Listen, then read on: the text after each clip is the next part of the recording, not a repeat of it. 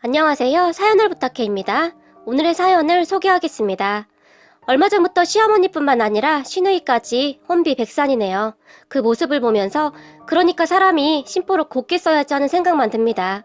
그리고 그런 시댁 가족들을 보며 속이 다 시원해집니다. 우리 시댁은 시누이 한 명과 서방님 그리고 우리 남편이 있습니다. 시부모님은 돈이 조금 있는 편이에요. 시아버지가 젊었을 때 부동산에 관심이 많아서 여기저기 투자 겸 샀던 것들이 꽤 잘 됐던 모양입니다. 그런데 돈만 있으면 뭐 하겠습니까? 돈 있다고 없는 사람들을 그리도 무시하는걸요. 그러다가 이번에 아주 큰 코를 다친 거죠. 우리 친정은 굉장히 어려워요. 우리 부모님은 참 좋으신 분들이지만 돈복이 없는 것인지 저는 살면서 단 한 번도 풍족해 본 적이 없었던 것 같아요. 한 번은 제주도로 수학여행을 간다고 하는데 그 돈이 없어서 엄마가 여기저기 빌리러 다니던 기억이 너무나 선명하게 나기도 하네요. 그런 집안 환경 때문에 전문대학도 참 어렵게 졸업을 했고 바로 취업을 했어요. 바로 밑에 동생이 한 명 있는데 그 동생한테는 적어도 대학 학비만은 걱정 없이 다니게 하고 싶었거든요. 그렇게 저는 취업해서 악착같이 살았어요. 친구들은 돈 벌어서 해외여행 간다, 뭐 한다 그랬지만 저는 돈 벌어서 가족들 챙기기 바빴으니까요. 그러다 20대 후반에 지금의 남편을 만났는데 남편은 굉장히 부유한 편이었어요. 저처럼 가계부를 쓰지도 않았고 별 고민도 하지 않고 돈을 썼거든요. 남편의 그런 모습이 사실 부럽기도 했어요. 그냥 늘 당당해 보였거든요. 그렇잖아요. 내가 가지지 못한 것을 가지고 있어서 부러운 거요. 사실 그 마음이 컸던 것 같아요. 저도 그렇게 살아보고 싶다 그런 생각이요. 남편은 딱히 성격이 나쁜 사람도 아니었고 착했거든요. 하지만 시부모님들은 그런 남편과는 전혀 다른 사람들이었어요. 돈이 없다는 이유로 저를 정말 많이 힘들게 했거든요. 그런데 참 이상했던 것이 시부모님들은 돈이 없는 저를 그렇게 대했지만 결혼을 반대하거나 하진 않았어요. 다만 저에게 항상 솔직히 너도 양심은 있는 거지? 돈이 없는 너를 이 정도로 살게 해줬으면 너도 뭔가 성의를 보여야 하지 않겠니? 라고 말을 하곤 했는데 시댁의 잡일이란 잡일은 다 지켰어요. 사람이라는 것이 참 무서운 게 말이죠. 시부모님과 시누이에게 항상 그런 말을 듣고 사니까 정말 그 말이 맞는 거구나 하는 생각마다 들었어요. 그리고 사실 남편과 결혼한 후 돈 걱정 없이 살고 있었던 것은 사실이었으니까요. 시어머니와 시누이가 무슨 일을 시켜도 그냥 군말 없이 다 했던 것 같아요. 생각해보면 시부모님은 돈은 조금 있으니 저같이 말 잘 듣는 며느리가 필요하기도 했던 것 같아요. 하라는 대로 다 하니까 얼마나 좋았겠어요. 단지 남편만이 시부모님이 저를 함부로 부려먹고 하면 제 편이 되어주었는데요. 그런 남편에게 저는 늘 괜찮아, 내가 좋아서 하는 일인걸? 이라는 말을 하기도 했으니까요. 한마디로 착한 며느리병에 걸린 거죠. 아니네요. 그냥 돈이 좋았던 것 같네요. 그런데 우리 시댁의 그러한 것들은 동서가 들어오면서 끝장이 났는데요. 동서는 정말 대단했어요. 동서의 친정도 엄청 부자라고 했어요. 우리 시댁의 재산과는 비교할 수 없을 정도로 말이죠. 서방님이 사업을 했는데 거기에 상당히 큰 거래처 사장 딸이라고 했으니까요.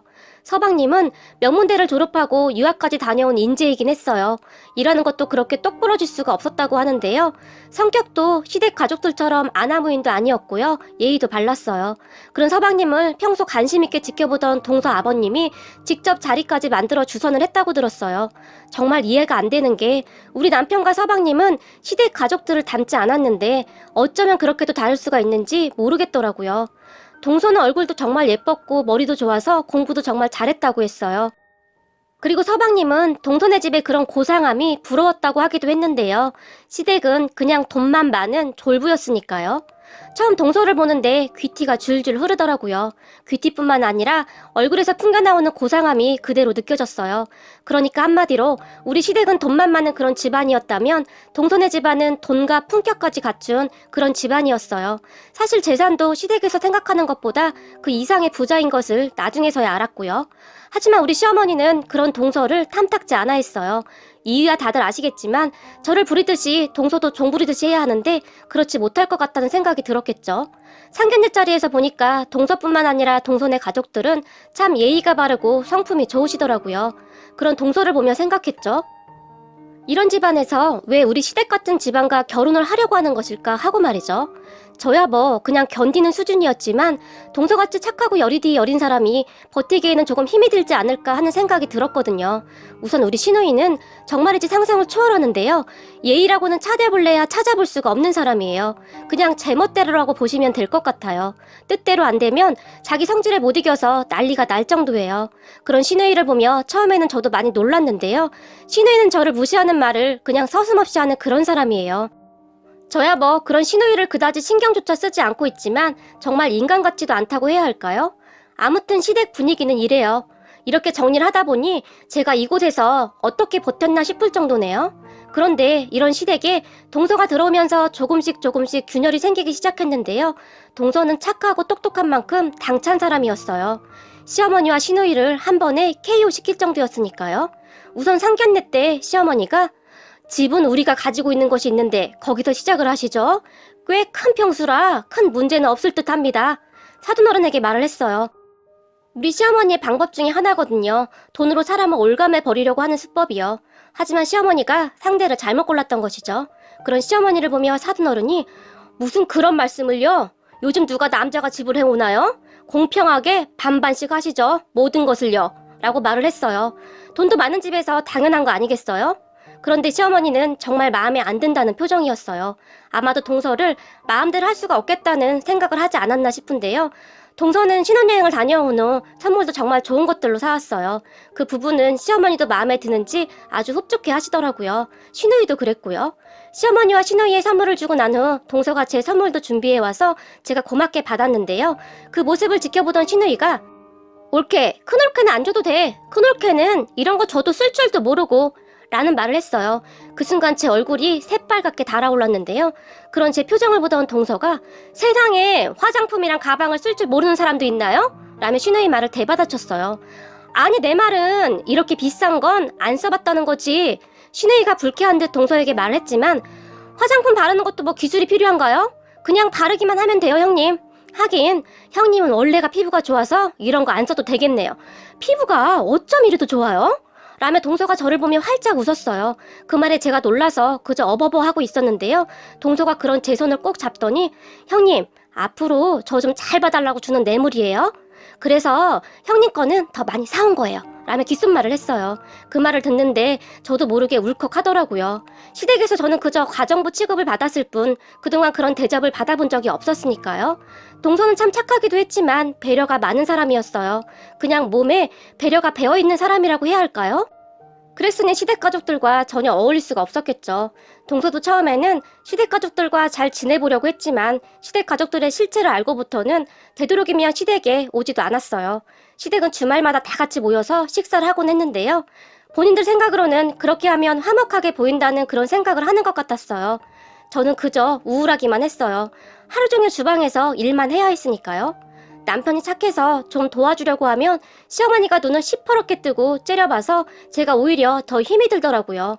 그런데 동서는 그 꼴을 절대 그냥 보고 넘기지 않았어요. 어느 날 주말 저 혼자 이리 뛰고 저리 뛰고 음식을 하고 있었는데 동서가 왔더라고요. 그리고 주방에서 분주하게 일을 하고 있는 저를 보던 동서가 형님도 가족인데 왜 형님만 주방에서 일을 하는 거죠? 가족들을 보며 말을 했어요. 그런 동서를 가족들 모두가 놀라서 바라보고 있었는데요. 무슨 말이야? 지금껏 큰올케가 혼자 다 했는 걸. 그럼 여기서 누가 해? 시누이가 어이없다는 표정으로 동서를 바라봤지만 다 같이 해야죠. 우리가 다 같이 먹을 음식 만드는 거 아니에요? 이게 무슨 경우예요? 저는 이런 경우는 처음 봐서요. 우리 친정은 혼자 이렇게 일을 안 해요. 서로서로 도우면서 하죠. 아니면 음식 해주는 분을 부르던지요. 근데 이건 많이 잘못된 것 같네요. 동서가 싸붙였어요. 그런 동서의 말에 시누이가 그렇게 미안하면 작은 올케가 가서 일해. 그러면 되겠네. 비웃으며 말을 했어요. 그러면 형님은 음식 안 드신다는 거죠? 동서도 지지 않고 말을 했고 뭐? 너 지금 나랑 싸우자는 거야? 평소에도 본인 마음대로 되지 않으면 화부터 내는 시누이가 드디어 폭발을 한 듯 했어요. 그 모습을 보며 제가 급히 동서에게 동서 나는 괜찮아. 진짜 괜찮아. 라고 말을 했지만 아니요. 저는 괜찮지가 않네요. 우리 아버지가 늘 말씀하셨거든요. 일하지 않는 자는 먹지도 말라고요. 당연한 거 아니겠어요? 동서가 다시 가족들을 보며 말을 했어요. 그런 동서를 보며 시어머니가 너 지금 우리 들으라고 하는 말이니? 화를 내며 말을 했어요. 아니요. 저는 모두에게 잘못됐다고 말을 하고 있는 건데요. 동서의 말에 시어머니가 부들부들 떨었는데요. 시어머니가 서방님에게 당장 네 처 데리고 가거라 라고 말을 했고 서방님이 동서를 데리고 급히 나갔어요. 저는 그런 동서의 당당함이 그저 부럽더라고요. 저는 단 한 번도 그렇게 살아본 적이 없었으니까요. 그리고 그 뒤 주말마다 모이던 시댁 모임은 없어졌어요. 동서가 매주 와서 집안을 쑥대밭을 만들어버렸거든요. 덕분에 저는 아주 편해졌고 말이죠. 주말에 집에서 쉬는 것이 어찌나 좋은지 모르겠더라고요. 가끔 동서가 동서 집으로 우리 부부를 초대해서 동서 집에 가서 맛있는 것도 먹고 저는 정말 꿈같은 시간이었어요. 단지 시어머니와 시누이만이 그런 동서를 눈에 가시처럼 생각했는데 계속 벼르고 있었던 것 같아요. 그러다가 시아버님 생신날이 되었는데요. 시어머니가 저에게 전화를 해서는 네 동서 결혼하고 첫 생신상이니까 동서랑 상의해서 잘 차리거라. 친척들도 오기로 했으니까 라고 말을 했어요.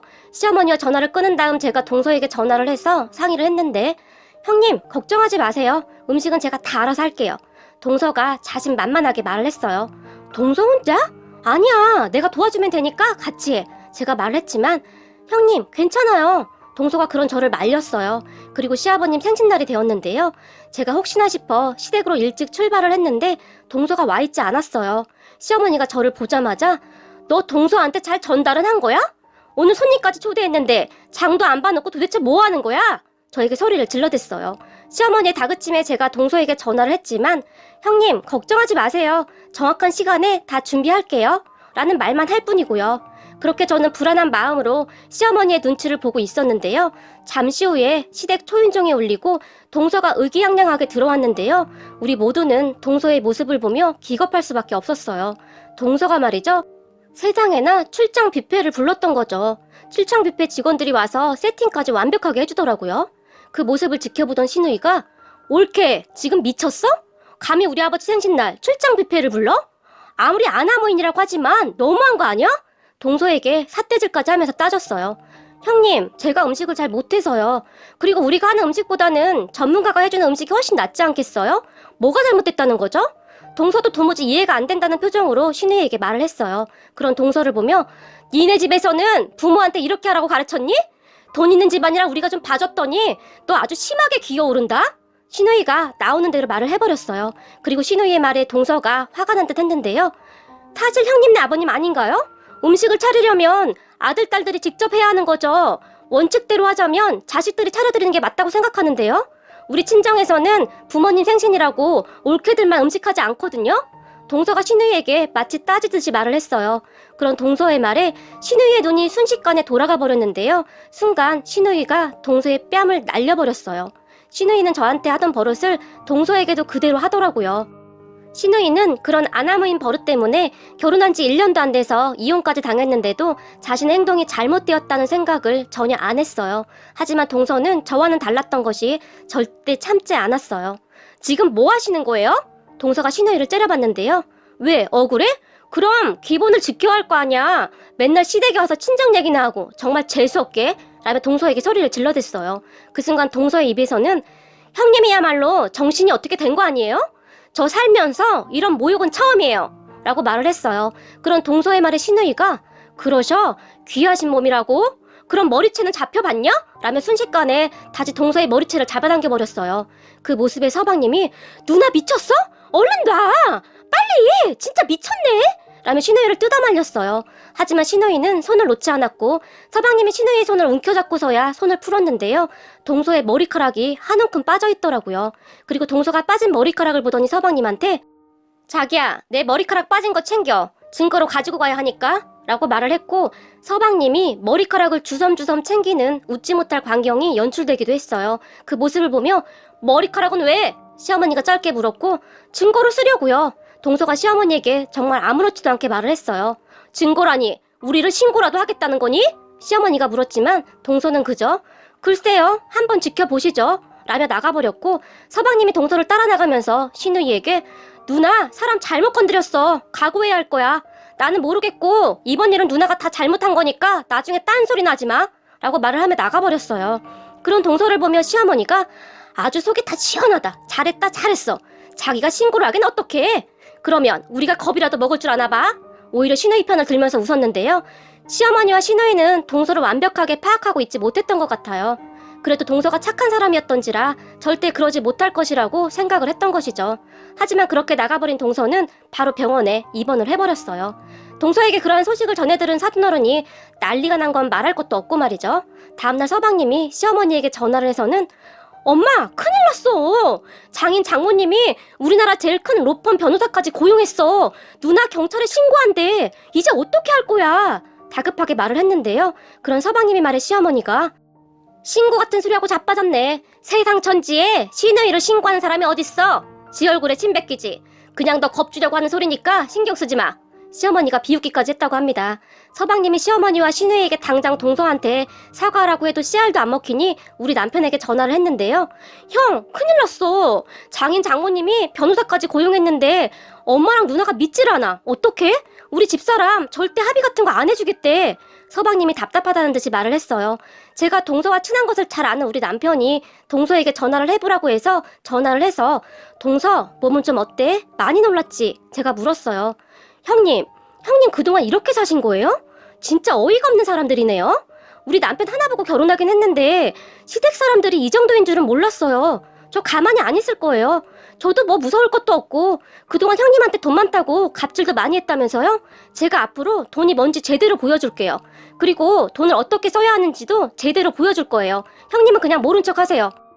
동서는 아주 작정을 한 듯해 보였어요. 하지만 시어머니와 시누이는 아무 생각이 없어 보였어요. 그리고 동서는 정말로 시누이를 경찰에 신고해버렸어요. 그런 동서를 보며 시어머니가 깜짝 놀랐는데요. 독하다 독해. 어쩌면 시누이를 경찰에 신고를 해? 라고 혀를 내두르며 동서에게 전화를 했지만 동서는 전화를 받지 않았어요.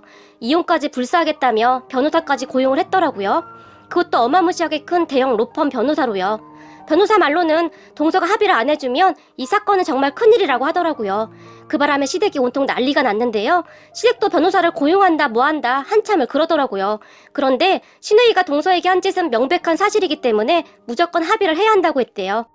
그렇게 결국에는 시어머니와 시누이가 울며 겨자 먹기로 동서가 있는 병원으로 찾아갔는데요. 시어머니가 저까지 데리고 갔어요. 네가 네 동서랑 친하잖니? 네가 가서 말 좀 잘해줘라. 네 시누이 경찰서 갈 순 없잖니? 라고 말을 했어요. 하지만 저는 동서를 설득할 생각이 조금도 없었어요. 이번 기회에 시누이가 정신을 좀 차렸으면 했거든요. 그런데 동서 병문안은 가야 하니까 우선 따라 나서긴 했는데요. 동서가 입원한 병실 앞에 도착을 했는데 경호원 한 명이 서 있었어요.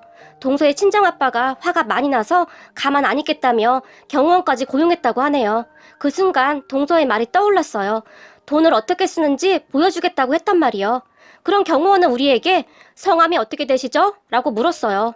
경호원의 말에 나 저기 안에 있는 사람 시험이 되는 사람이요. 문 열어줘요. 라고 말을 했는데 시어머니의 말에 경호원이 성함만 말씀해 주시면 됩니다. 다시 짧게 말을 했어요. 그 말에 시어머니가 내가 CM이라니까? 라고 소리를 질렀는데요. 제가 보기에 시어머니는 그때까지도 정신을 못 차린 듯 했어요. 경호원이 시어머니 말에 오히려 단호하게 성함을 말씀해주지 않으시면 못 들어갑니다. 라고 막아섰어요. 경호원의 말에 시어머니가 박경순이요. 씩씩거리면서 말을 했고 박경순님이라 명단을 쭉 훑어보더니 명단 리스트에 박경순님은 없습니다. 돌아가십시오. 라는 말을 했어요. 그 말에 시어머니의 눈이 휘둥그레졌는데요. 아마도 그때쯤에야 뭔가 심상치 않다는 것을 깨달았던 것 같아요. 그리고 시누이가 시누이 이름을 댔지만 당연히 명단에 없었고요. 마지막으로 경호원이 제 이름을 물었고 김미영이요. 제가 대답을 하자 김미영님은 명단에 있습니다. 김미영님만 들어갈 수 있습니다. 라고 말을 했어요. 그 말에 저뿐만 아니라 시어머니와 시누이도 깜짝 놀랐는데요. 시어머니가 저를 보며 가서 네 동서한테 말 좀 잘해주렴 이러며 간절하게 부탁을 했어요.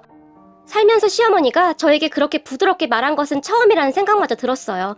그렇게 저는 병실에 들어가서 동서와 한참을 얘기했는데요. 동서는 절대 합의는 없다며 확고하게 말을 했어요. 결국에 시댁 가족들은 난리가 났는데 그런 시어머니와 시누이에게 병실 앞에서 무릎이라도 꿇어야 하지 않겠어요? 동서도 사람인데 그러면 마음이 좀 바뀌지 않겠어요? 급한데 할 건 다 해봐야죠. 제가 말을 했고 시어머니와 시누이가 급하긴 급했던 모양으로 다음날 동서 병실 문 앞에 들어가지도 못하고 밖에서 큰 목소리로 둘째야 들리니? 우리가 잘못했다. 얼굴 보고 얘기 좀 하자. 라며 무릎까지 꿇고 싹싹 빌어댔어요. 평생을 돈 많다고 갑질하더니 아주 꼴 좋더라고요. 하지만 동서는 그런다고 바로 용서를 해주지는 않았어요. 그 다음날이 돼서야 동서가 허락을 했던지 경호원을 대동하고 시어머니와 시누이를 병실 안으로 불렀어요. 그리고는 시어머니와 시누이에게 두 분 다 각서 쓰세요. 앞으로 형님하고 저한테 절대 함부로 하지 않겠다고요. 라며 각서까지 쓰라고 했대요. 그 말에 신우이가 이거하고 그렇게하고는 별개잖아 라고 말을 했다고 하는데요. 그러세요? 그럼 우리 얘기도 여기까지만 하겠습니다. 법원에서 보시죠. 동서가 단호하게 얘기를 했다고 하는데요. 그런 동서의 말에 신우이가 볼펜이 어딨더라? 어떻게 쓰면 되지? 나 최현주는 이 시간 이후로 올케들에게 절대 함부로 하지 않을 것을 맹세합니다. 라고 썼다는데요. 동서가 어떠한 경우에도 갑질을 하지 않겠다는 것도 추가하세요. 라고 말을 했다고 하네요. 형님, 돈 좀 있다고 사람한테 그러는 거 아니에요. 진짜 돈 있는 사람들은 돈을 그렇게 쓰지도 않거든요. 졸부들이나 그러는 거죠. 저는 이번 기회를 계기로 형님이 배려라는 것을 좀 배웠으면 좋겠네요. 라고 딱 부러지게 말을 하기도 했다네요. 동서의 그러한 말은 서방님이 우리 남편에게 전달해줘서 제가 듣게 되었어요. 그렇게 시누이와 시어머니는 정말 호되게 당할 수밖에 없었는데요. 그 뒤로는 시누이가 동서뿐만 아니라 제 앞에서도 고양이 앞에 쥐로 변했고 그 아나무인이 제 눈치를 다 보더라고요. 혹시나 제가 동서에게 일러바치기라도 할까봐요. 어찌나 꼬시던지 그리고 동서에게 어찌나 고맙던지 눈물이 날 정도였어요. 그 뒤에도 동서는 저에게 참 고마운 사람이었는데요. 저희 친정아버지가 수술을 해서 병원에 입원을 했는데 동서가 선물을 바리바리 싸서는 병문안을 와줬어요. 그 모습에 제가 너무 감격해서 눈물을 흘렸는데요. 그럴 수밖에 없었던 것이 시댁 가족들은 수술이 잘 되었냐고 안부조차 묻는 사람이 단 한 사람도 없었거든요. 그런데 동서와 서방님이 직접 찾아와서는 이것저것 챙겨주고 가더라고요. 거기다가 친정아버지 수술비도 계산을 다 하고 갔는데 그런 동서에게 동서 이러지 않아도 되는데 제가 말을 했지만 형님 우리 아버지가 그러셨어요. 돈은 이럴 때 쓰라고 있는 거라고요. 형님은 우리 가족이잖아요. 제 마음이에요. 라며 말을 했어요. 동서는 항상 그랬어요. 선물을 줄 때도 기분 나쁘지 않게 주는 방법을 아는 사람이었어요. 그런 동서로 인해서 시댁 가족들도 정말 많이 바뀌었는데요. 시누이와 시어머니는 요즘 제 눈치도 정말 심하게 본답니다. 혹시라도 저에게 함부로 하면 동서가 절대 참질 않거든요. 그 이후로 시댁에는 거의 가지도 않는 듯해요. 시부모님이 그냥 오지 말라고 하더라고요. 참 별일도 다 있네요. 이번 일을 겪으면서 동서한테 참 많이 배우네요. 어떻게 베풀고 살아야 하는지 정말 많이 배웠습니다. 이번 일로 시어머니와 시누이가 많이 깨달았으면 좋겠네요. 천성이 쉽게 변하지는 않겠지만 말이죠. 오늘의 사연은 여기까지였습니다. 즐겁게 보셨다면 구독, 좋아요 부탁드립니다. 고맙습니다.